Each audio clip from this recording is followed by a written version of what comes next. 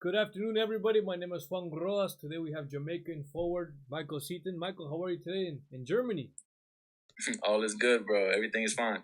That's good. That's good. To start off, Michael, I wanted to know, you're obviously born in Jamaica, specifically in Spanish Town. But if you could talk to us, about your upbringing in Spanish Town, because it's pretty different from what the upbringing here is in the United States.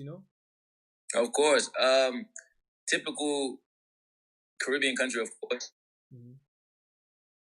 I mean, people go there for vacation, but I don't know if they experience the actual Jamaica, in the ghetto and stuff. So growing up, no shoes, playing football on the street, bro. Mm-hmm. Like, sometimes people have barely food to eat. You see a lot of kids skinny, you know what I mean? Because they don't got food to eat like that, But then some people like me, I was fortunate to be in a family where, we weren't rich at all, but, we can still be able to, feed each other and, you know what I mean?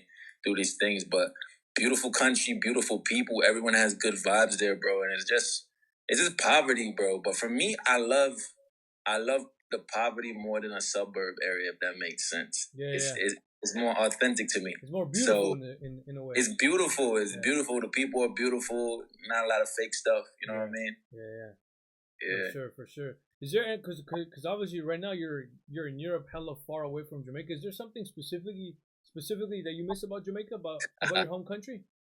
Too much, bro. The food, number one. Hell yeah. I miss the food. I can't get nothing close to that here, bro. Or anywhere I go. You know what I mean? And friends and family. I'm like a superstar there. I'm a superstar there. It's like when even without football, just without football. The fact that I even went to America and actually got out. Yeah. They're my friends. Like, getting out is the biggest accomplishment you can do in Jamaica. Yeah. Because a lot of people get stuck there, can't travel to America to try to make more money. So you get stuck in Jamaica where you're not gonna make anything. You're broke. Yeah. And I'm a superstar there. I go back. People don't call me Michael or Mike or Seaton. They call me MJ. MJ. Like, everyone, if you call me MJ, you know me. You know me. Yeah. People don't even know about your real name, huh? They know it, but they don't say it. They will never do it. You know what I mean? It's all MJ. Even little kids see me and be like, MJ, Wagwan MJ. Like, it's crazy, man. Wagwan MJ. It's beautiful, though, man. I just miss the people and I miss the food, bro. Yeah. Of course. Could you take us, a day in Jamaica, like when you were a little kid, like what time did you usually wake up? Like what did you do, Bro, I was an energetic kid, bro. I woke up anytime, bro, early, just to play. Yeah. There's a couple times where I get in trouble a lot when I was younger, bro. It's like I wake up in the morning. Of course, grandma or mom or auntie makes porridge in the morning, with bread and stuff. So you do the porridge and do the bread in the porridge and you eat that, whatever. My auntie, when I be going to school, she used to make me read a Bible verse, or she reads a Bible verse to me before I go to school. Go to school, go walk down the street. This guy named I can't remember his name, but he comes and picks me up all the time as a taxi driver that my mom and them paid to bring me to school all the time. And Jeffrey, his name is, and he always bring me to school and then bring me back. And every time I got back home, I always look forward to playing with my friends down the street. So I always be on the road, bro. A day in the life of me is just on the road, trying to find anything fun to do out of anything. Like, we play, for instance, hide and seek, right? Red light, green light. Gun war. Like, literally, we would find objects, tape it up, and turn it into an AK-47 or something, and then just try to shoot each other. You know what I mean? It's crazy, man. Yeah, a childhood that a lot of kids nowadays probably won't ever have. It's crazy. I agree, man. Like, I have a little brother here, bro. He's not born in Jamaica. He's born in Maryland. So he's video games, Fortnite, hella games, PS. Phone and stuff. Yeah, bro, hella games, bro, phones. You know what I mean? Like, it is what it is. It's not, and he's a little big boy now. He's chubby, but he's tall too. So I realize his generation is taller. His generation is bigger. And they're not so active like they used to be. So that's what it is. Of course. And then obviously when you were a little kid, you're still fairly young, 24 years if I'm not wrong. What sports did you generally play in Jamaica and obviously when you came to the States? Jamaica was only football. When I came to the States, then that's when like I started to venture off in like basketball, like NFL football, American football. I was playing cornerback, wide receiver, and halfback. You know what I mean? I was doing a lot of that, and then soccer too, because I grew up in an Hispanic community as well. You know, a lot of El Salvadorians, and people from Guatemala, where I'm from. So that's where I'm from. Man. You feel me? So, bro, I'm always there, bro. After I play a game, I'm on a soccer team, bro. It's all Hispanics on my team, bro. Yeah. Like, I was the only black guy on my team. You know? And obviously, growing up with a lot of Latinos, did you tend to speak or pick up Spanish? Like, do you speak Spanish or not? No, man. Yeah. I could have, but it's just like, when I was younger, I don't think I was really prone to it because everyone spoke English. Okay. Like, everyone just spoke English, so I was more prone to speaking English with them, you know? Yeah. And then when I hear them with their parents, of course, they're speaking Spanish, but as a kid, I wasn't really, like, tuned in, you know? But I understood, though. That's the thing. I understood, and I always called him Papi. Everywhere I see Papi, you know what I mean? Or we, in D.C., when we see a Spanish person, we say amigo. Amigo. So, yeah, amigo. Oh, what's up, amigo? You know? For surely. And obviously, could you tell us something, you know, that us, the fans, don't know about Michael Seaton, you know, because you obviously signed, if I'm not wrong, at the age of 16 years old, hella young, you know, in the MLS. But is there something that us don't know about you, you know, probably outside the soccer world? Now people know, but, like, I'm a rapper, like. Yeah. Now people know because of social media and stuff, but, like, before that, no one really knew I made music, you know? And that's one thing, like, I can say I do other than football. Yeah. And I personally, I know I'm good at it. And I get a lot of good feedback from my music as well. So, yeah, that's one thing. Most definitely. We're going to touch on that later on. If you could talk to us about, you know, if you weren't to be a professional soccer player, did you ever give thought what could have been your profession, you know? Culinary arts. I like to cook. Oh, really? Yeah, bro. I like to cook, especially the fact that the design the plate. I like to design the plate and make it look like it's edible, even if it tastes like shit. But you know what I mean? It just looks good. Like you look at the plate, you're like, wow, I could take a photo with that. You know? Wait, so right now in Germany, what do you usually cook? You know, because I'm pretty sure you're probably by yourself, no? Yeah, I'm by myself. Like even right now, I'm making like pasta with like pesto sauce and stuff. And you know, sometimes if not, I put like some salmon on the side. Yeah. With some what do you call that? Couscous. You know what couscous is? Yeah, couscous, and put the couscous at the bottom and put the salmon on top of it, bro, and some lettuce on the side. So I keep it simple, bro. So that's what normally I really make, because I'm kind of cutting off on meat a little bit. Yeah. You know, just because I want to try it and see how my body reacts to it. Yeah. For sure. And then when you received your first check, you know, with probably that you gained a lot of money, do you remember what you specifically purchased with that or no? Jordans. Jordans. Jordans. I bought a lot of Jordans, bro. Like my whole house right now back in DC, bro. Is my room is like I have a wall literally with sneakers, like literally. How many like do you think you have, bro? On top of the ones I gave away too, bro, I would say I had overall 230. 230 pair of Jordans? 230, bro. Because when I had my Nike deal as well, bro, I was splurging, bro. I was buying a lot of stuff. Bro. Like it was crazy. And then when you were represented by Nike, did they get? I'm pretty sure when you represented, you got a lot of free stuff, no? Yeah, you get when the season starts, you get like a care package, you know, with like shoes, of course, but everybody else on the team that has Nike deal get the same thing, kind of. So you get shoes, clothes in your specific size, and then of course you get your allotment money, which like depends on the player and depends on how highly they rate you, or whatever. Yeah.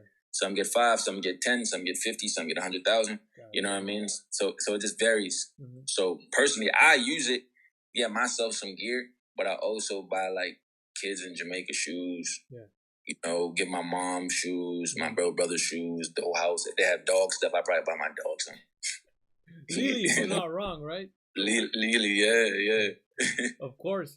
And obviously, throughout your long career, you know, so far, who has been the biggest trash talker that you have encountered on the pitch? You know, because there's always that damn defender that speaks shit in your head that tries to get you out out of your game, you know. But is there someone specifically?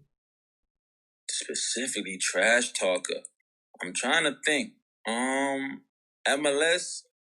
Not really. I didn't really encounter nobody in MLS because they didn't even play me as much, so I wouldn't even encounter it. Sissoko. Who? Sissoko. That plays for Tottenham. The center back. Nah. Oh, the midfielder. Sissoko. Oh, Musa Sissoko. Yeah, and then there's another one next to him from France. Plays on the national team with that play for Crystal Palace, and he used to play for Liverpool. Mamadou Sakho. Sakho, that's the one. So Sakho was the one that I played against, and Valbuena. So I'm giving three, like these three players, beasts, like, and this was them, huh? Like, but they were beasts, right? Beasts, bro, beasts, bro. But these are the players when I was like 17, 18, I played against, where I did not like. Yeah. I didn't like Valbuena. I didn't like him. He talked so much shit in the game, bro. Yeah. It was like annoying. And then Sakho, me and him were going at it one time, and then I just knew he said something in French to Sissoko, and on the corner, bro, they got me out the game, bro. Stepped on my Achilles, bro. God. And after that, bro, I was out. I got subbed out the game, bro. I was like, God damn. Damn. Wait, but because they obviously spoke some English, because I know, I'm pretty sure we're right now they're playing in England. What do you remember something specific that they told you, like, to get you out of your head, or no? Nah, this is fuck off, man. Who are you? Fuck off. Who are you? Really? I was like, typical. That's a typical thing somebody would say if they feel like they're on the top. Yeah. They're a little in soccer, in any sport. They'd be like, who you talking to? Who are you? Where you from? Bro, I don't know you. Like, you know, some people would say that, you know, just get you out of your game. But, like, to me, it don't even matter, because at some point you was at the bottom too, so you're nobody to me. Exactly. I completely agree. But obviously that's a great experience, you know, because being so damn young, playing against France, a top team in the world, if you could talk to us about that, you know, like, what a great experience at such a young age as well. It was massive, bro. We're on like I think a 3 to 4 game tour on a national team. We played against Serbia, France, Egypt. Wow. And I think that was it. I think it was only 3 teams. So that was in the stint when I was at DC United, right? Yeah. And I was getting loaned out for Richmond Kickers and stuff like that. Yeah. And national team called me at a young age, like 17, bro. I'm the youngest player on the team. I've already scored a goal at 17. Yeah. So I was like tied with the youngest goal scorer for Jamaica. And I played against Serbia, came off the bench. Scored. I scored a header in that game, but was my right? Huh? In front of your mom, right? For my mom, like the best goal of my life, my best goal of my career. Like, I've had some great goals, like, and even in Israel, I had game winner bangers and stuff like that. But bro, I think that was one of my best goals ever, and it was only a friendly match. Yeah. I mean, because it was just set up so perfectly. Like, how I had the ball in this goal, and my mom is literally right there seeing me do it. You know, my whole family. So that one was good. Then we left and played against Egypt. Mohamed Salah when he was at Chelsea. Oh, we played against Switzerland too. So it was 14. Switzerland was also in it. 14. Yeah, so Salah when he was at Chelsea, we stayed at the same hotel as Egypt national team. So I took a picture with Salah. Oh wow, that's crazy. Yeah, I have it in my archives on my laptop, bro. I have that pictures of Benzema. Played against Shaqiri for Switzerland. Yeah, Shaqiri. Did you play against Chaka from Arsenal? No, he wasn't there at the time. Yeah. He wasn't there at the time, no. But Shaqiri was the man on the team at the time. Legs, huh? Massive legs, bro. 1-2s out of this world, bro. I've never seen a guy can 1-2 the ball so goddamn much, bro. It's a 1-2, 1-2, 1-2, 1-2 every time, bro. And it's like the ball stuck to his feet, bro. It was insane. Yeah. And then, bro, it was just amazing, bro. I just like that entire experience, bro. It was good. Most definitely. And obviously from the various coaches that you've had, you know, who has been the best coach, you know, that has been to you? Because obviously as a striker, you know, a coach actually puts confidence in you. You not only you gain respect for him, but it makes you feel good as a player, you know, because it seems like you're doing something well for him, you know? Yeah, honestly, I say Coach Tom. I mean, Tom Torres. I always said it though. My academy coach from DC United. I don't care what nobody says, because I keep it real. I keep it 100 all the time. Yeah. It is what it is. Like, he's my number one coach. If someone asked me that question like he just did, I say Coach Tom, because when I didn't have shoes, didn't have the right shoes. I didn't have the real shoes. I had the fake shoes. Everyone had F-150s. I had F-10s. Yeah. I had F-10s, bro. F-150s were light as hell. I had F-10s were heavy like rocks, bro. Yeah. You know what I mean? Getting blisters on my feet. And Coach Tom, even when I was doing bad, like outside of soccer, you know what I mean? He still took me under his wing. He still kept me grounded. You know, he probably banned me from a game or two, but it was fine. He still showed me confidence, and he got me to sign with DC. Like, he literally, out of every kid there, he looked at me and said, nah, this is the one to make it. Wow. And honestly, he's right. I don't think me not playing for DC United right now or any MLS team, I don't think he failed. I think his vision is crazy. When he sees a talent, he exploits it. And I think his vision is crazy. I can be, and I could have been a player that popped off in MLS to be doing big things. But guess what? Not a lot of people have the same mindset as a guy like Coach Tom. Nobody has that mindset as much. To see a kid from the ghetto and say, nah, I ain't even going to go to the suburbs and get them kids over there with me. I'm going to go to Inglewood. I'm going to go to such and such. I'm going to go to and go find that Santa Ana. Go find that one little Spanish kid, black kid right there with no shoes and say, boom, I got to put him on this pitch. Yeah. And just coach him up. Just coach him up. Yeah. Just coach him up. Yeah. Because they got raw talent. Yeah. It's just you got to coach him up. You know what I mean? Yeah.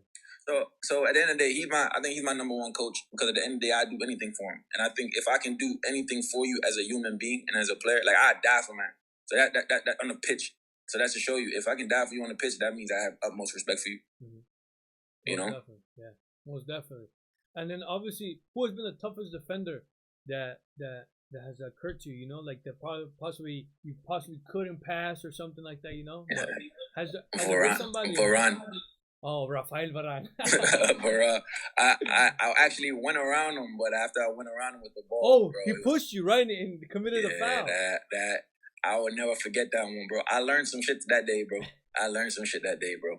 He got I got the foul though. Yeah, you did. But it's just to show you, like, bro, some defenders would have just turned their entire body and tried to run after the ball. He said, nah, he beat me. But guess what? Stand in his way, boom, shoulder check. Exactly. Foul me, bro. Put me on my ass. I remember seeing that because I was watching the highlights last night. So yeah, it's crazy. And then obviously you're a forward, and you've represented your home country. But in your opinion, who do you think has been the best forward in Jamaica history? Talking about the national team. Jamaica history, honestly, I don't even know. Oh, Luton Shelton. I like Luton Shelton. You know. I like Luton Shelton. He's like a fast dude. Just gets straight to the point. So I like him. Yeah, most definitely. And obviously playing for various teams in the MLS, USL, and even in Europe and Israel, and now in Germany, and then playing for the national team. Who has been your best teammate on both national and club? My best teammate, Nico Brett. Oh, Nico Brett. Nico Brett. And the reason why I can say that, because he keeps it 10 toes, bro. Like, I still talk to him till this day, bro. You know what I mean? Yeah. Nico Brett's been my best teammate. And the thing is, the reason why I don't say other people is because when stuff was going bad for me, you being, and I'm speaking generally for whoever, like, I don't gotta say names, but it's like, when you are the main guy for a team, when a coach looks at you highly, when you are a African American, when you are a Hispanic, you see a young up-and-coming player that's not from nothing. You know, if he stops playing right now, he will be broke.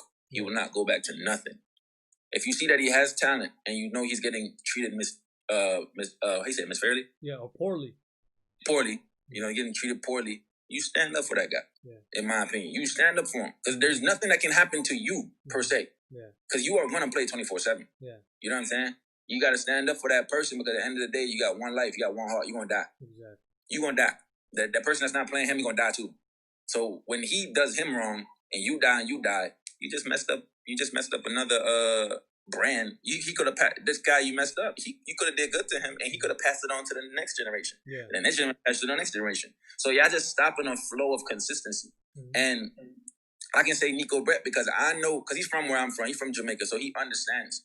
So I know for a fact when Portland Timbers were trying to cut me or cut me that one time, and the coach told me, "Oh, you will never be nothing. You won't be shit." Right? Wow. I would never forget the words, bro. I would never forget the words. Was that Caleb Porter? Yep. I said I don't like him. Wow. Like I don't like him. Like I said to anybody, if I ever played against him, trust me, I would tell him to step on that pitch with me. Yeah. Tell him to step on that pitch with me, because he will run back off and go back home. I do not like the man. And I can say it now because at the end of the day, I keep it 100, bro. Yeah. Like, I'm going to perform to the best of my abilities, but, bro, that guy right there, bro, he has forever scarred me to a sense where I'm like, damn, you said some stuff that I would hear on movies. I would see on movies. Yeah. Like, I've never expect somebody to say to a black kid at the age of 18, 19, you would never be nothing. Damn. He said, I've been in this profession for over a decade, and I've seen players that make it and players that don't make it, and you're going to be a player that don't make it. I'm like, bro, I have a Nike deal. I play on my national team. I kill y'all in training. Yeah. What? Yeah. What are you talking about? He just didn't like me, man. Mm-hmm. And it's cool. Just say that. But don't try to put me down like you come from where I come from. And there's no need for that, especially being a professional person, like a coach of MLS, Like there's no need for that. There's no need for that. And the reason why, and I don't even say names, but guess what? I remember when I scored against Phoenix, I wrote something under my shirt that's thanks for not believing. Yeah. And it was Caleb Porter on the shirt. You had the image of Caleb Porter on the shirt? Nah, I should have put the image, but I put the I should have put the image. That's what I should have did. Yeah. I should have put the image, but I put writing on it. Specifically for him, though. For him, I said thanks for not believing, and I said hashtag Caleb Porter on my shirt. Oh my God, what a savage, bro! Respect. And I scored 2 that game. Yeah.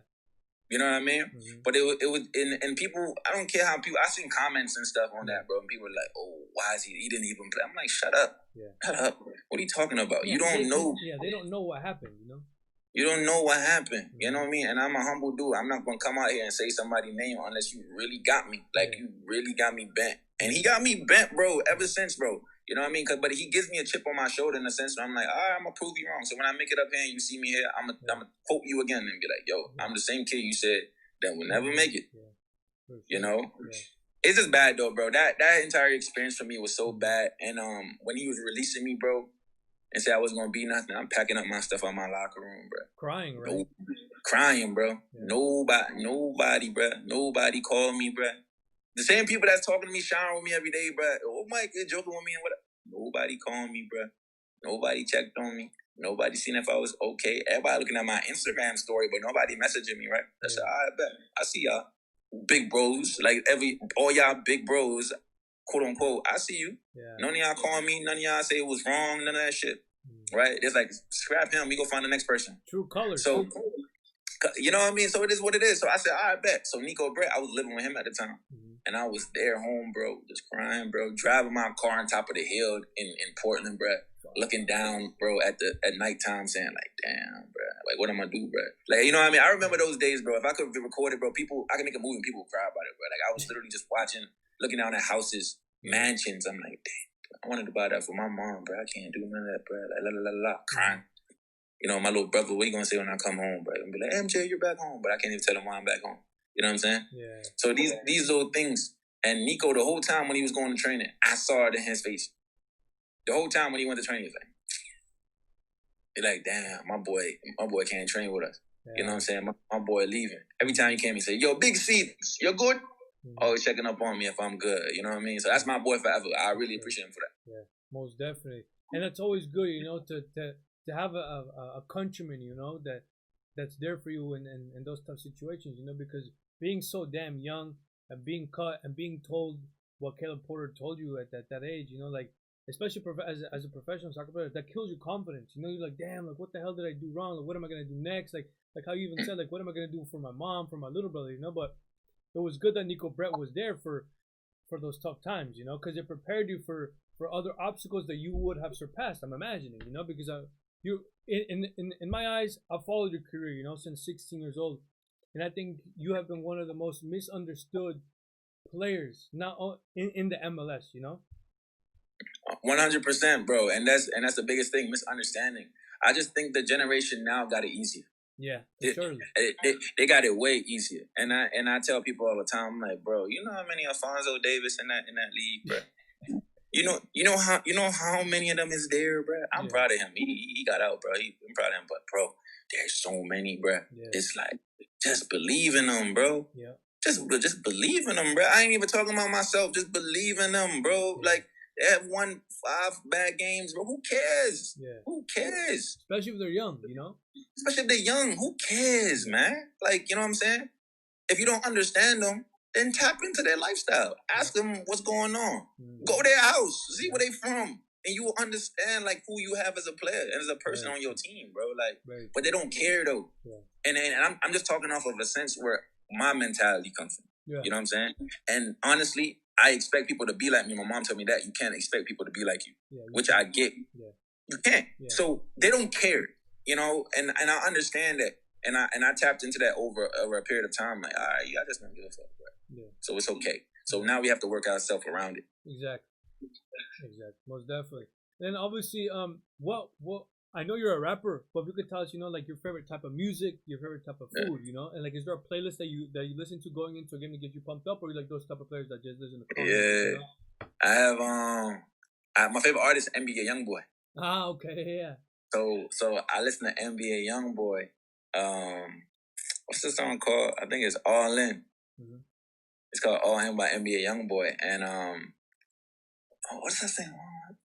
I forgot the quote, but he said some stuff on the song, like, it's just like he's down and he's getting back up, right? Yeah. People looking down on him, and then he just have to be bigger than them and all that stuff. So he has some stuff in there where I'm like, yeah, I can relate to. Yeah. So NBA YoungBoy, and then what was the other question? Favorite food, and then is there a playlist?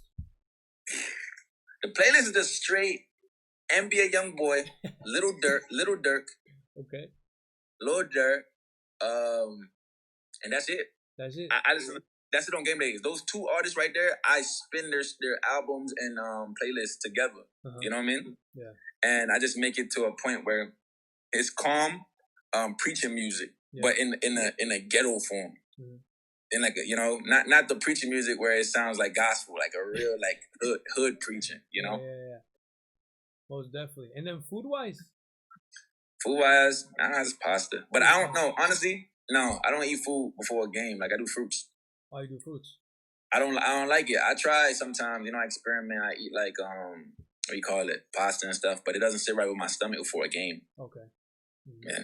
Most definitely. And obviously now, like you mentioned earlier, you're a rapper. If you could talk to us about that, like, how did that start? Like, and how's it going so far? Like, where can people find your music at? Yeah, it started ever since I was young, man. Like, ever since I was like in middle school, really, in DC, 2002 type stuff. Yeah. You know what I mean? I've been rapping. I just never took it seriously, I was just like rapping in the house, writing some stuff, and crumple up the paper and then throw it away, be like, yeah, that shit. You know what I mean? Yeah. And I just keep doing that stuff. And it's going well, to be fair. And especially for a person like me that last year, I wasn't like consistent with it. Yeah. In a sense where I drop. It's like I would drop, goes for like 2 months, drop, goes 2 months, drop. You know what I mean? Yeah. And it basically like compressed my year, with my music. So I told myself going to 2021, when I dropped my last song, I had 1,500 spins on it on Spotify. Mm-hmm. And that was in like the midst of a month. Yeah. So I was like, if I did this shit for 12 months, I probably would have had 12,000. Yeah. So the fact that that would have been 12,000 fans that I gained, Yeah. But I didn't do it. So I said, okay, people really like my music. So this 2020 going 21, let's drop consistently. Every month I'm trying to drop something. Like, if it's videos, if it's music, like an actual song, I'm going to drop it and it be on Spotify, Tidal, on all platforms, really, and all you have to do is type in Seats, and if you can't find it, type in Seats and the title of the song, and you see it. Mm-hmm. Most definitely. And then obviously, if I'm not wrong, in June or July 13th, 2013, you signed with DC United at 16 years old. That's a kid who's damn near like 10th or 11th grade in high school, But if you could talk to us about that, like, how did you feel signing a professional contract at such a damn young age, Man, it was good, man. I almost passed out too, man. I was in front of the I was actually in front of them. Like, I was going to training. I hopped on the train. I think me and my mom drove to training. I can't remember, in DC somewhere. It was cold as hell at some high school. Mm-hmm. And Coach Tom was like, Miss, come on, like, tomorrow Mike doesn't come to training. He reports to the stadium. I was like, what the hell? Mm-hmm. So bear in mind, like, I'm thinking I'm getting in trouble. Bear in mind, like, that's the first thing on my mind. Like, damn, I'm getting in trouble. What the hell did I do? Yeah. So I'm literally in the house like, did I do something today? And I'm thinking, like, I'm calling my boys. I'm like, yo, did I do something today? Like, what the hell's going on? So I get in there with my mom and stuff, dressed up a little bit. They said, oh, we're going to sign you. Oh, I almost cried in there. I almost fainted. Yeah. I almost fainted, man. You know what I mean? Because I didn't go to college. I didn't do none of that stuff. I could have. I had a lot of scholarships for D1 schools. Yeah. But I just didn't take it because, like, I needed the money. You chose the you know what I mean? Yeah, I needed it, man. Like, if I could go back and do it, would I go to college? Nah, I'd do the same thing over again. You know what I mean? I just would have hoped that. I wish I would have signed probably 5 years later than the time that I signed. Okay. You know what I mean? Yeah. If I could change anything, that's what I would change. I would change the sign. Age difference, and even if I could sign at 16, I'd rather sign at 16, not in 2010, but now. Yeah. Now, I would want to sign at 16. Because me signing at 16, trust me, you'll be like, damn, this big-ass 16-year-old. He fast as hell. Yeah. You know what I mean? So it would be better for me if I signed now than supposing to, like, the time that I did. What does DC United mean to you, bro? DC, that's family.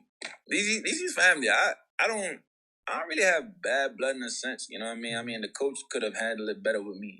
Like tap into where I'm from, because, like you said, misunderstood. Yeah. But I was the one that wanted to leave because I just felt like I wanted to play, and I was just being like compressed. I was just being like pushed to the side. Like, he has time. I heard that too many times, bro. Like, you have time. Yeah. You need experience. I'm like, bro, you don't get experience by sitting on the bench. Yeah. And then you go to Richmond and scoring your damn debut. Bro, I went to Richmond to score, and I'm like, all right, so I'm going to Richmond. I'm playing in Richmond. I'm scoring in Richmond at 16, 17, 18. Yeah. And I'm like, why? If I'm scoring at 16 in Richmond, 17 in Richmond, why am I not getting a shot to play? Then I scored in preseason with DC in Charlotte or South Carolina, wherever the hell I was, at Charleston Battery Stadium. Okay, yeah. I scored. This is when they had like Eddie Johnson and stuff on the team. Pescadito Ruiz. Yeah. So I scored, bro, in that game, bro, against Red Bulls or somebody. I can't remember. And then after they scored, I'm looking after the interview, the post interview and stuff, and they interviewed the guy in the first half that scored the goal. Which was Eddie or no? Nah, Nick De Leon, I think, at the time.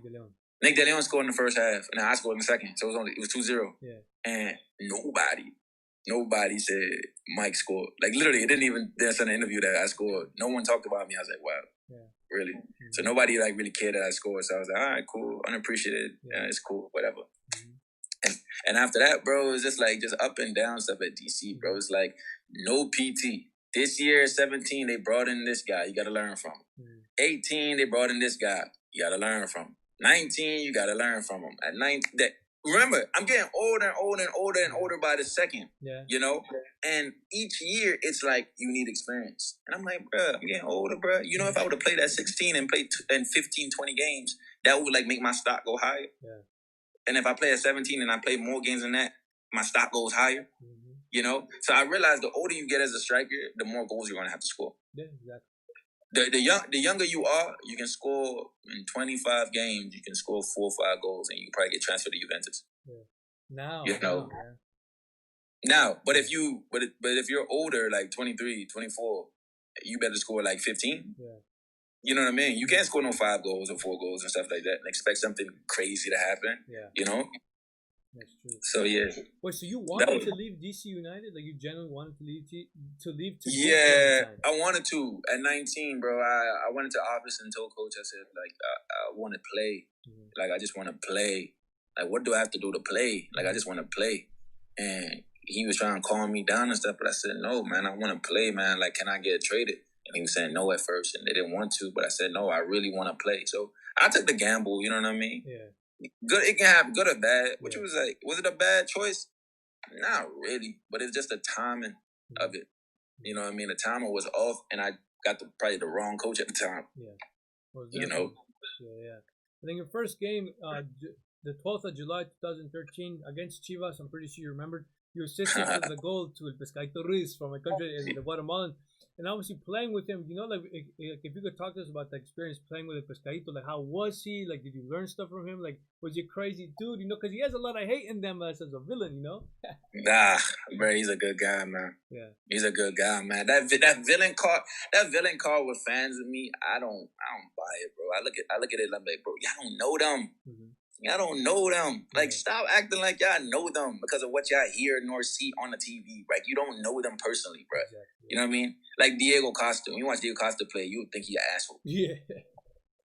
And you look at to the left personally, you see him handing out bikes to the kids in Brazil. Yeah. Exactly. Like, you know what I mean? It's like, you don't really know him like that, but everybody gonna have their judgment. So I think Carlos was good, bro. What happened? He came to training. He's just calm, bro. He doing bicycle kicks and stuff in training. Was he a beast? Huh? Was he a beast? Yeah, he was a beast, bro. Big boy, man. Yeah. Big boy, man. So he was just there holding the ball up, turning, chopping people. I don't know, bro. He was doing his thing, bro. He didn't care, man. Mm-hmm.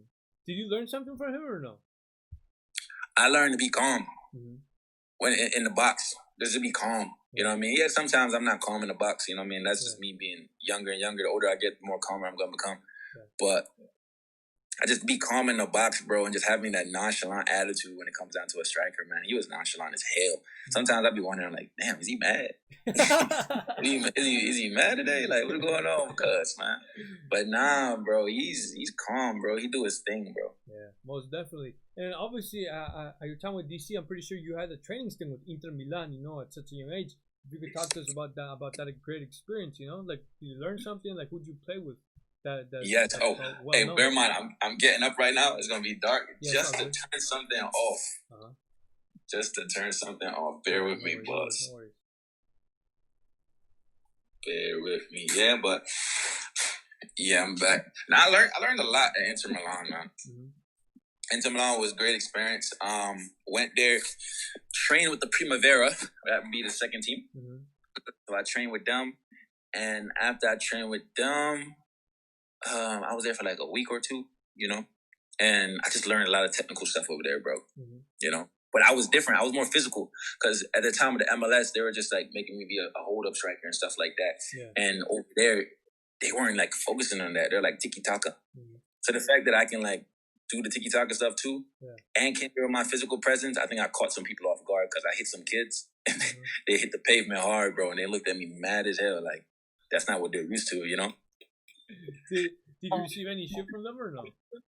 Nah, but when someone don't care if you're there, you're mad. When someone looks at you like, why is he here? Or like some type of hate feeling, just off their look. Yeah, a couple of them, probably like two guys didn't really like that I was there because of course they felt like their spots were being jeopardized, like me to take their spots. Mm-hmm. But I remember one guy says, bro, you remind me of Balotelli. Mario. Yeah, one of the guys says like, baby. It's crazy. There's like, you remind me of Balotelli. Damn, that's my favorite player. Mine too. No cap. Yeah. Mine too, bro. Crazy. Wait, but is there anybody at that age that you train with that possibly is like a big top player right now or not? Big top player. I trained with Kovacic. Oh, Kovacic. Yeah, he came to DC United actually, and we played rondos together, and Vidic. Oh wow, really? Yeah, we actually played rondos and stuff with them. It was crazy. That's dope.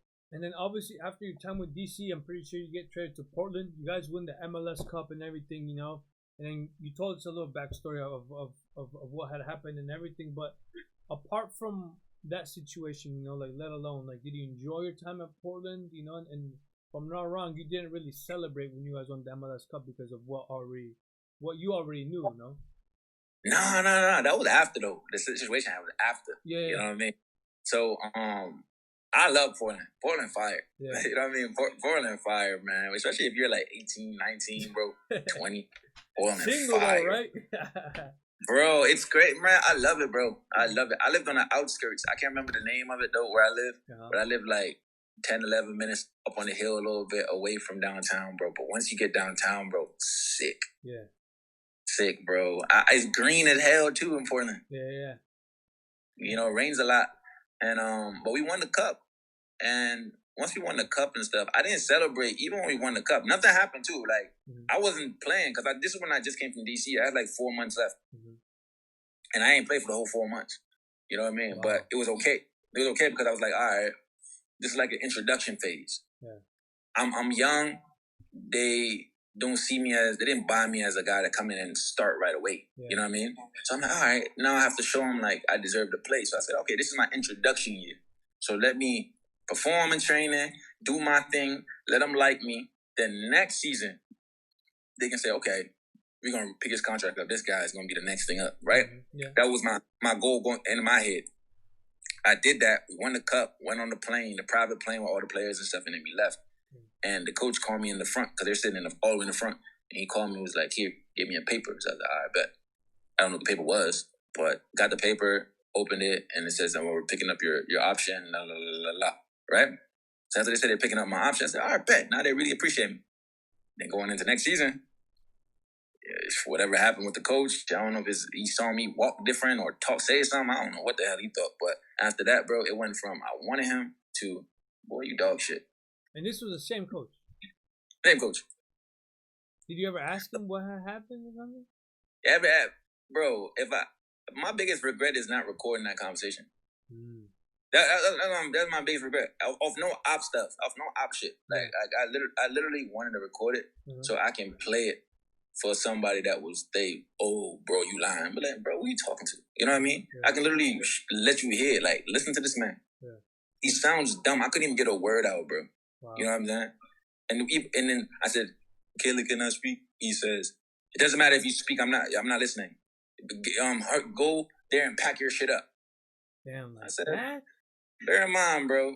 I'm from the ghetto, bro. Yeah. So the fact that a white guy is telling me, go there, go pack your shit up. If you're gonna be on this team, you're gonna have to stay upstairs with the young players and not be down here with the rest of the team. Bear in mind, I'm signed to the first team. He wants me to go up there and embarrass me and go stay up there with the youth players. Yeah.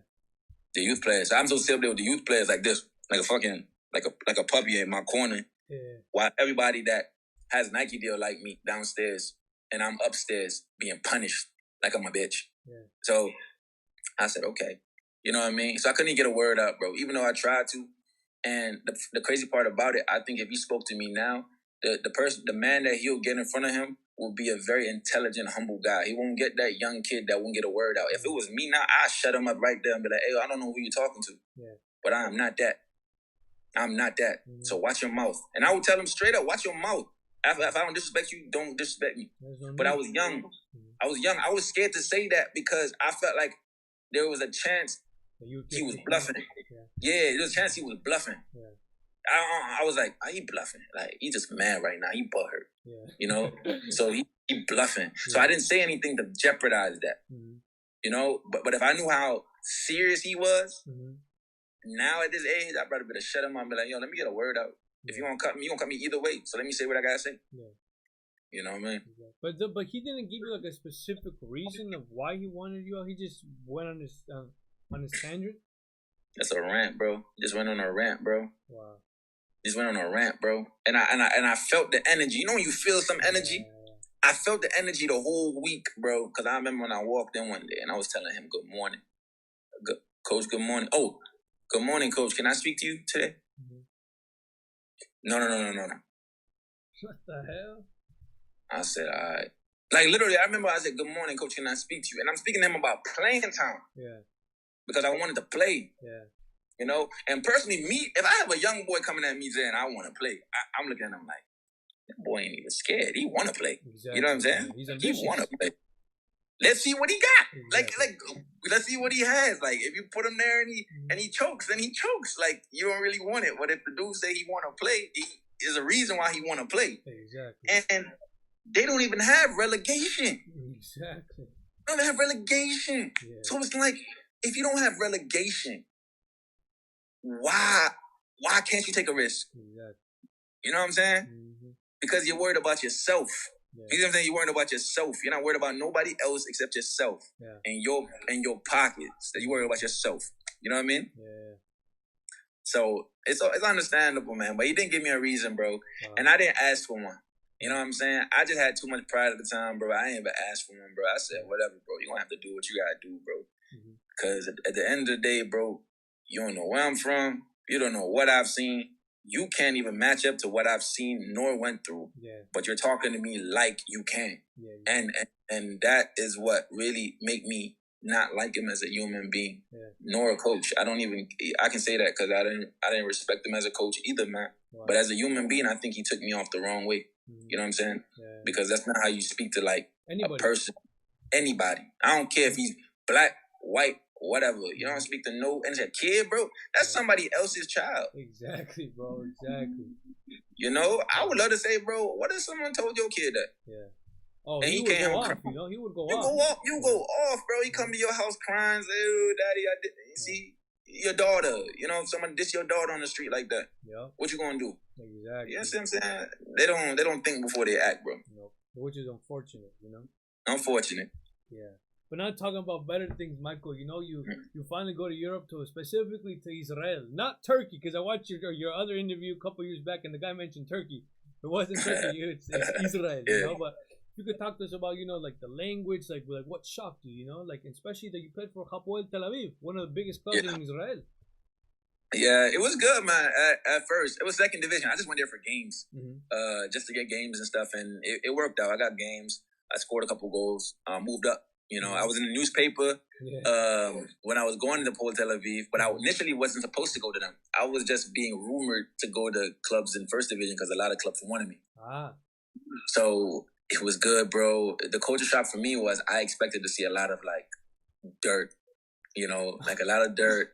A lot of camels and stuff like this, but it wasn't that. You know what I mean? It was literally beaches, palm trees, and skyscraper apartment buildings and stuff like that. You know what I mean? Place, no?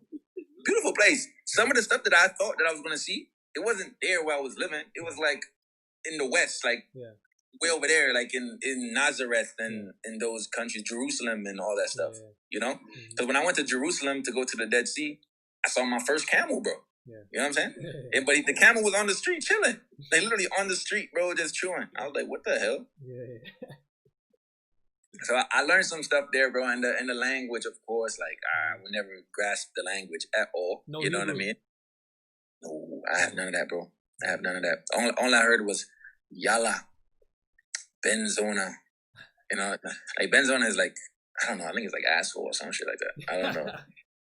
You know, but I hear it all the time, you know what I mean? So that, and the football was good. You know, I got transferred, like I said. I was at a cafe, and I just looked at the newspaper. People were pinging my phone, and I was like, well, Michael Seaton. But then it says all Hebrew stuff, and I was like, all right, just give me with that. Of course. Was it everything that you expected to play in Europe, you know? When to go to Israel? Yeah, like, was it everything that you imagined playing in Europe?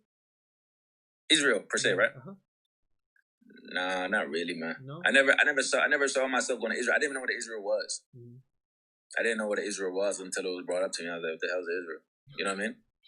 Like literally, I didn't know what it was, and I had to Google it and to say, okay, that's Israel. Okay, you know what I mean? So automatically, when we heard it, I was like, is that where that's where war be at? Yeah. You know what I mean? And that's what to show you what my mind was like. There's a lot of people that would think that like that's where war is, that's where camels are. But it actually opened my mind to see, this is a beautiful ass place. Yeah. How did that even come about, you know? My agent at the time, he just brought it up to me. It wasn't like me looking at places saying I want to go here. It was like he brought it up, and I was like rolling with him. Whatever he said, I was like, all right. You know what I mean? Like, let's do it. Yeah, most definitely. But that was a mistake, though. I mean, I learned, you know, from that to a point where, like, dude, some agents, man, they getting what they can get, bro. Like, I tell any kid, I can't wait till I have a son. I can't wait till I have a son, bro. And my son is really good at football, bro. And people try to come at my son and be like, bro, do y'all know who y'all talking to? You know what I've been through? I've been through. Yeah. Get out of here, bro. Let's go. You know what I mean? Like, tell them, like, nah, you ain't messing with my son. Yeah. You ain't doing that, son. So we sitting down right now. Mm-hmm. Same with the Ball brothers in basketball. Yeah. Look at their dad. Mm-hmm. You can't go no slick stuff around him. Hell nah. He knows because of experience. Yeah. You know what I mean? So maybe I'm supposed to do this. Maybe I'm supposed to go through this. Yeah. So when my son gets to that point, they can't mess with my kid. You know what I mean? At all. They can't mess with him, you know? Most definitely. And obviously you come back to the United States at the USL with Orange County, where I met you, you know? It goes pretty well with you, you know, 24 goals, if I'm not wrong, in like 50-something games. Talk to us about your stint in the LA area and the USL level, you know, because you killed it. Yeah, bro. I think I scored 24. I scored 28. 28? I think I scored 28. I scored 28. I was trying to go for the 30, bro. 30 and 60, but I was like, damn, I felt too short. Yeah. But it was good, bro. My first year, I wasn't expecting to actually be here. Mm-hmm. You know, I wasn't expecting to stay in California to play for Orange County. Like, I didn't want to. I didn't even want to be in the MLS at the time. I just wanted to go to Europe. Mm. But this was a stint where agents were like doing dirty stuff. Yeah. You know, couldn't find a team, went on trials, performed, and I hear that this guy owns the club and he wants that player that he has his agency to sign with this club. So a lot of political stuff. Yeah. You know, I've been to one team. I can't remember the damn team's name, but I've been to one team in Norway. And bro, my agent said, Mike, you have a friendly game today. I need you to score. If you score, we get a contract. I said, all right. I scored. Second half, I scored. Then after I scored in the second half, I'm like, where my contract at? Ain't nothing. Bro, nothing, bro. Bear in mind, he told me this the day before the game, bro. I'm in the hotel, like, biting my nails, like, damn, I gotta score. Yeah. Remember, you put all the pressure on me to score a goal. Yeah. I scored a freaking beautiful goal as it is, like a behind-the-back scoop when the ball was crossed. Yeah. And I left, bro. He sent me to Denmark after that on another trial, bro, and told me, like, yeah, this club, they're negotiating right now or some stuff like that. I just want you to go to this club in Denmark because I promised them that you'll come, you know, and just keep the options alive. So I said, all right, it makes sense. Keep the options, you know what I mean? Yeah. These guys see what I have, so they're negotiating. Run it up over here, too, so we can have two options instead of one. Okay, I get it. Comes to mind, the club that I left, one of the players texted me, was like, bro, why you leave, bro? I said, what you mean? He said, what you leave for, bro? They signed this dude instead of you. What the hell? And this was a dude, the dude that signed, literally is represented by another firm that works with the club. God damn. I said, get out of my face, bro. I can't get behind that, bro.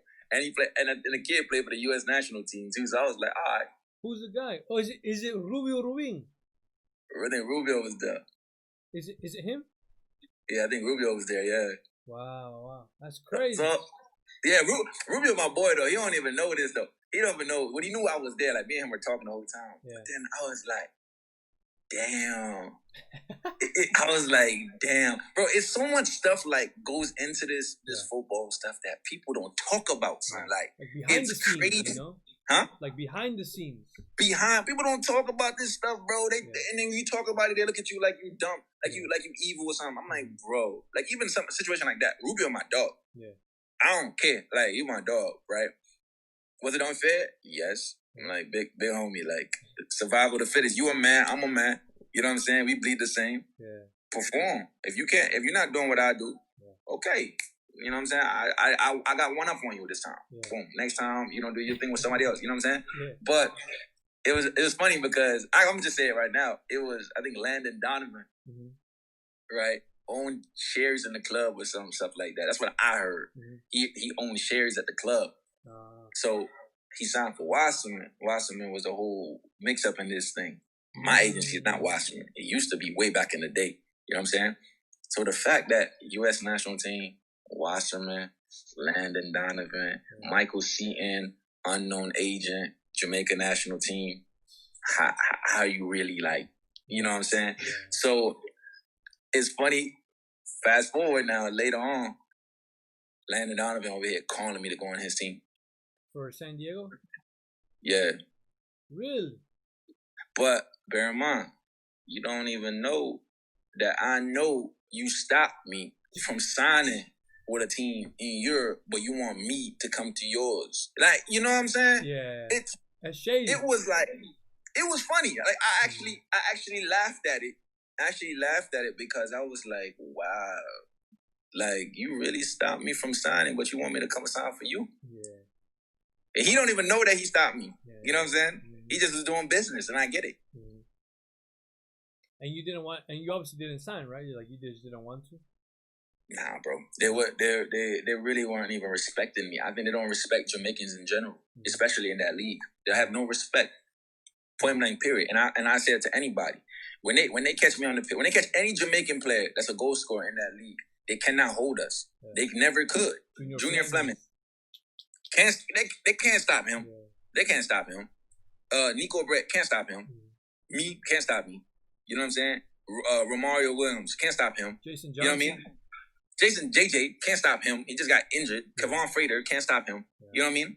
So it's kind of like, why is it that when you can't stop these Jamaicans and they're performing, scoring 15, 20 goals, whatever, and then negotiations come, you say you give them like 7,000, right? Say you give them 7,000. Then you give this guy that you just bought from Rangers or whoever where they come from, but they're not even playing for Rangers, by the way. They haven't played for a while. They just been on the bench. Say that you bring them over. They're not doing anything these players have done. You're giving this Ranger player number 10 jersey. After you give him number 10 jersey, you give him 15,000, 12,000, but you just gave your leading goal scorer 6,000 though, 5,000 though. It doesn't make sense. It doesn't make sense, but it only happens to the Jamaicans though. Yeah. Like I see it all the time, and they don't respect Jamaicans, MLS nor USL. Yeah. And it's okay though. It is what it is. I get it. You know what I'm saying? It's a money making business at times, and I get it. But you gotta be fair, you know. Exactly. Most definitely. And then, what are your short and long term goals? You know. Short term for me.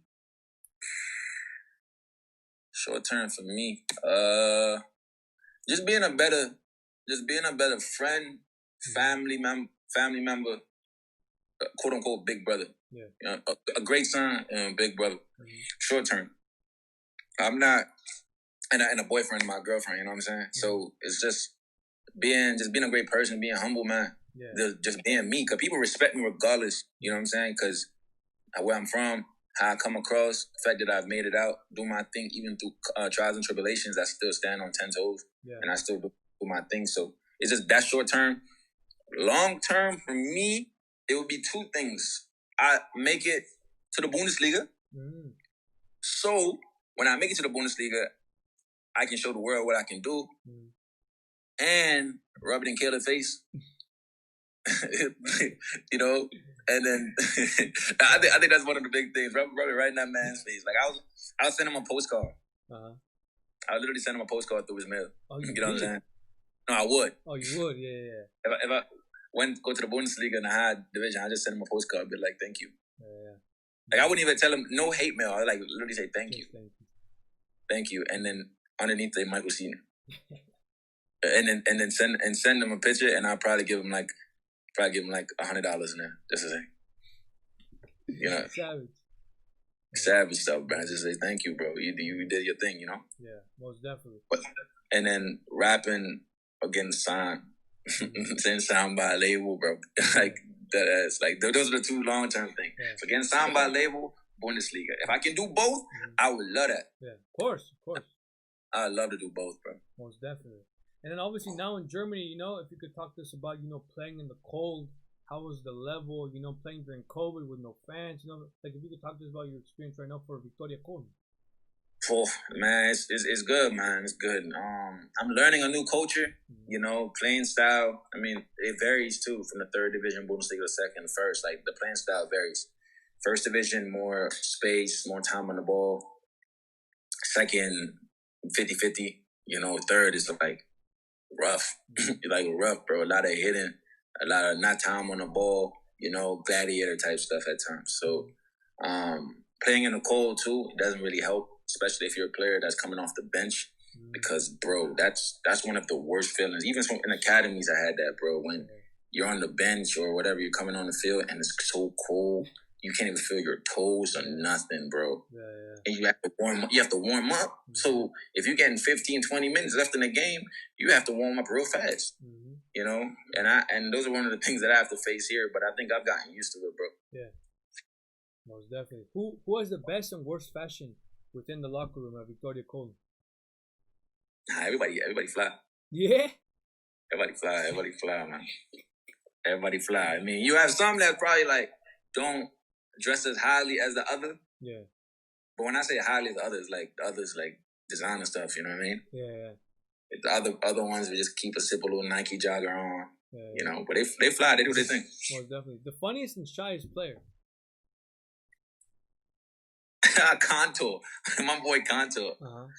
Owusu Wansa from Ghana, bro, for Orange County with me. He played for Phoenix too. Oh, he's with you right now? No. He was at Phoenix Rising, but he was at Orange County with me. Oh, you mean just in general? Oh, in general. Oh, you talking about Victoria? Yeah. Nah, I don't. Nah, nobody shy like that. Everybody talk. Everybody talk?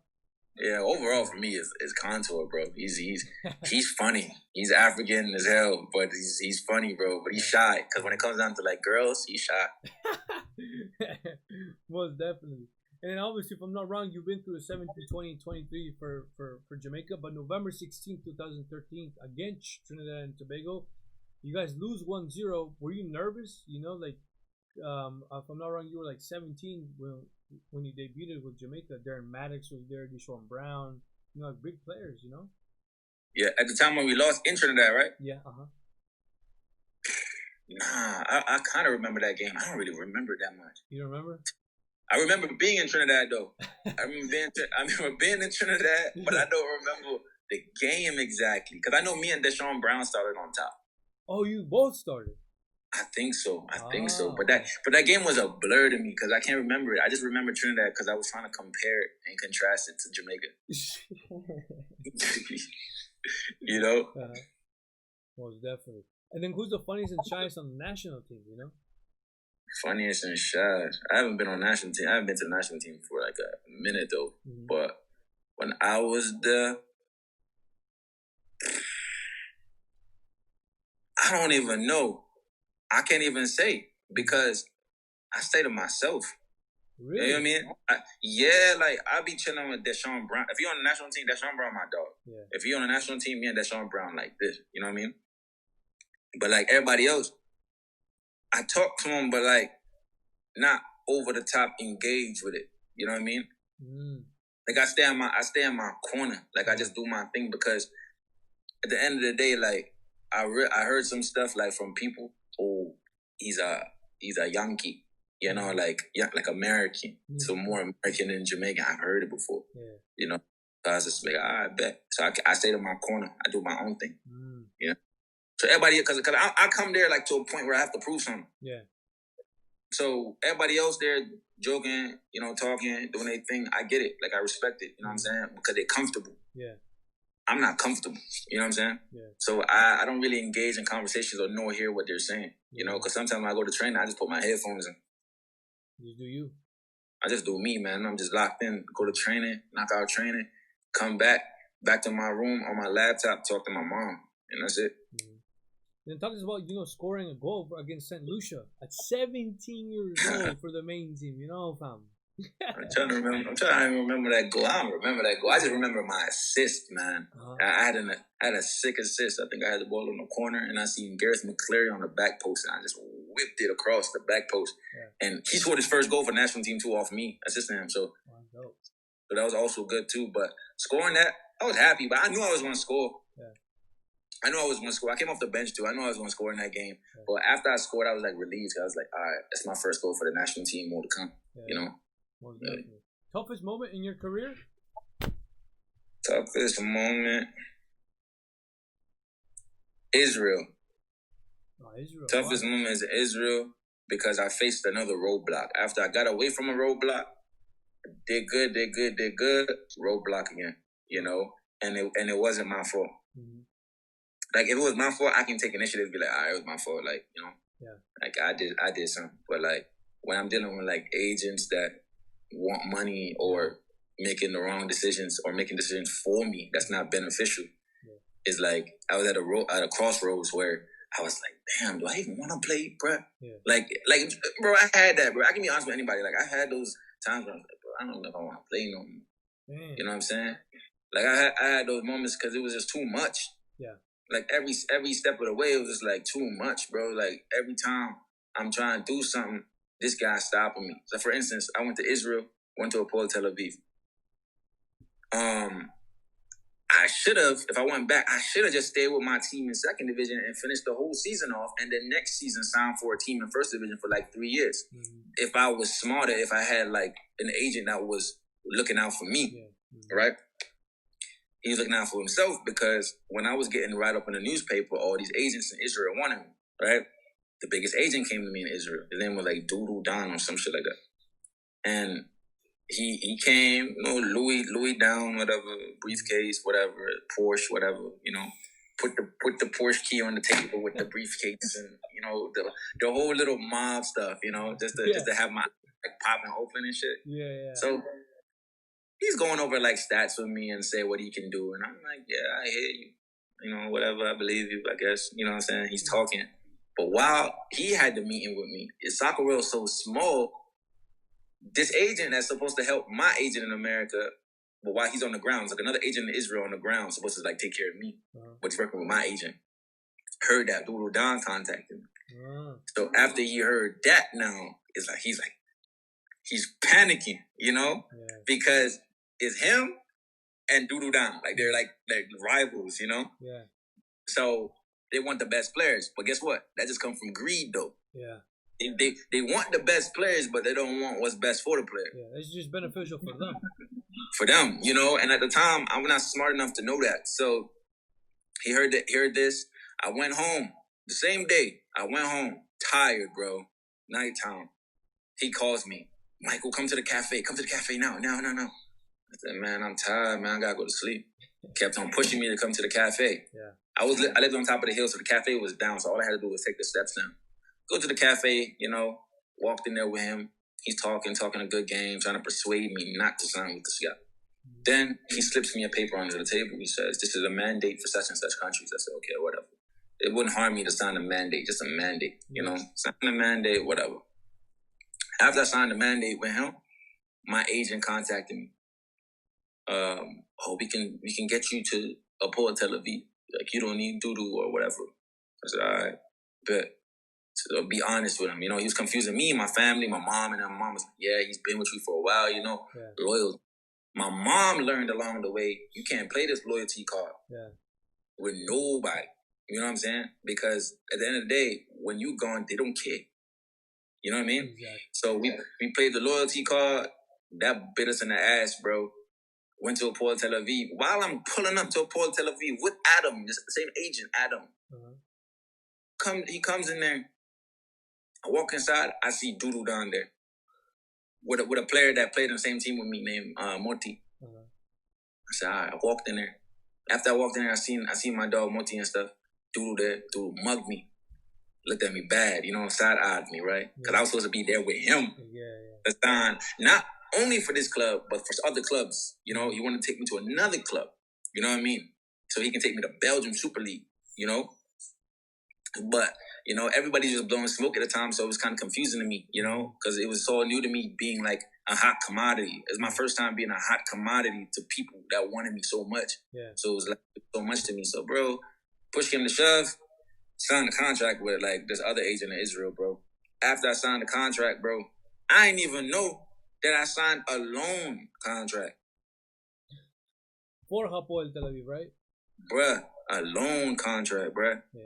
Bear in mind, I have a contract for the other club. I'm doing good at the other club. Apollo Tel Aviv is fighting relegation. They signed me on a loan contract to a team fighting relegation. Yeah, it doesn't make sense. Didn't make sense. If I knew better, I was like, what the hell? So I trusted in them to make the decision for me without even knowing nothing. And I thought my agent would know better as a Jamaican too to say, nah. This doesn't look good. Mike, come talk to me on the phone. We ain't gonna do this. I need you to go back to your club. I'll talk to Adam. You know, take some initiative to say whatever. But he didn't tell me that because he was like, nah, if I don't sign him right now to this team, I'm gonna lose him to this other agent. Right? So I don't know how much money they made, but all I know is they made some money. You know? But I don't know how much money they made. You know? So anyways, I went to Apollo Tel Aviv, whatever, played one game in 4 months. One game?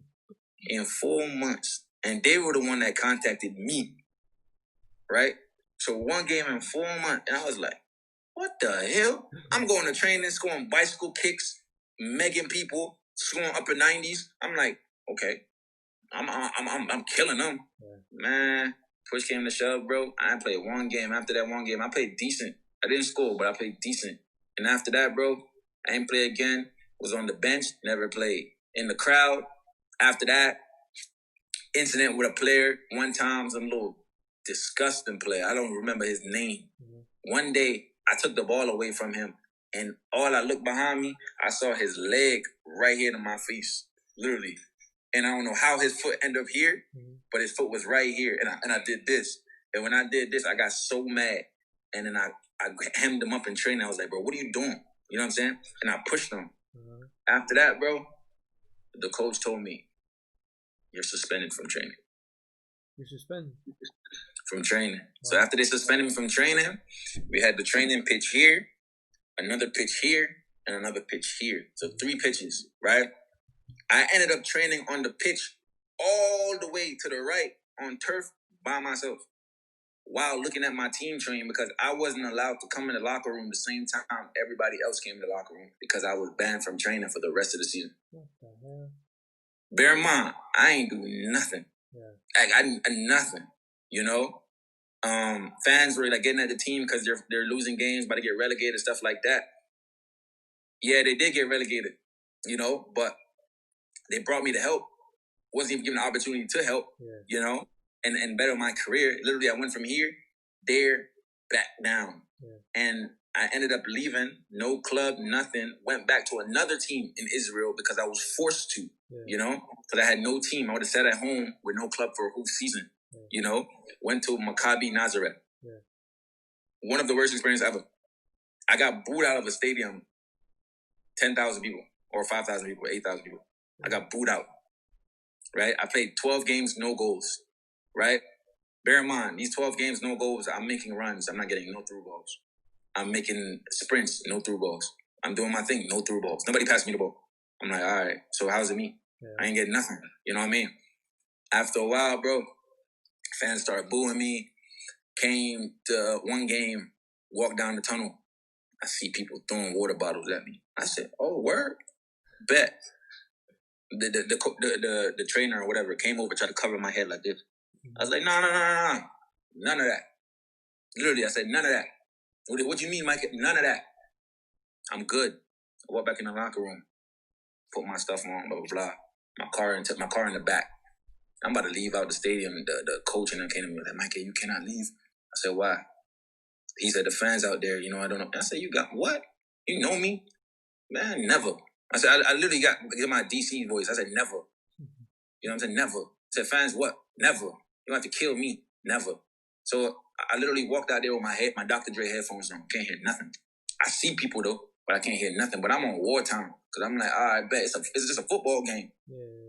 So if y'all want to take it there off of a football game, no problem.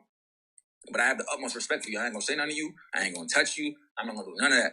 And I put my headphones on in case y'all do say something so I can ignore you, you know, so I don't have to hear you or look at you or say something to you that will rub you off the wrong way to start something.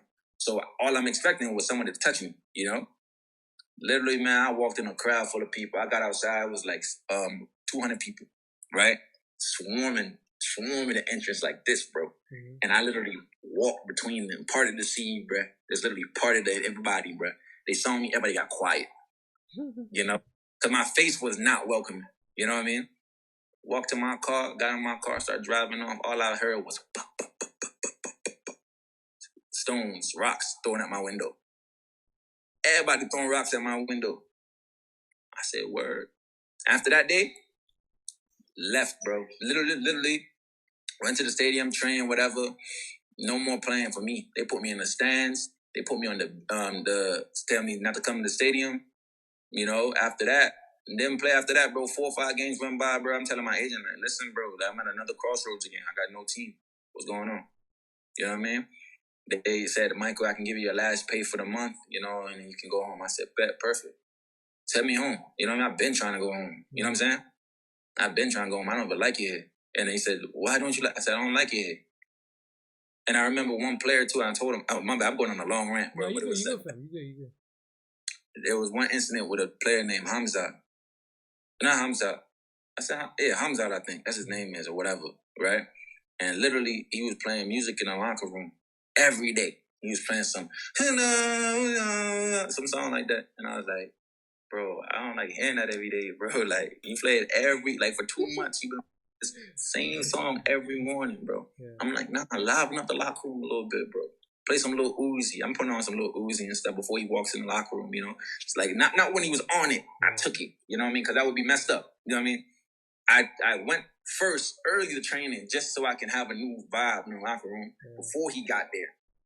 You know, because if he start playing his music, I'm not going to tell him to just turn it off. Too disrespectful. So I said, all right, I'm going to get in there first, play the music. I play the music, little Uzi bumping. People like, yeah, my kid, what is this? What is this? This is new, blah, blah. I said, yeah, man, this is on hype shit. Like, this is the shit you can get you going, bro. He said, yeah, I like it. Hamza walks in. Out of nowhere, bro. He said, who's playing this? Turn it off. Turn it off. Someone said, Michael. I'm in the back over there stretching. He comes over. He said, Michael, you playing this? I said, yeah, bro. He said, bro, turn it off, turn it off. I said, bro, chill, bro, chill. Keep it on, keep it on, keep it on. He said, bro, turn it off. I said, huh?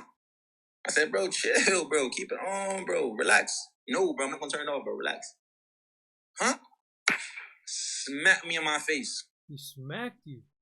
Yeah. And then he smacked me like, you heard that how hard that was I just did? Yeah.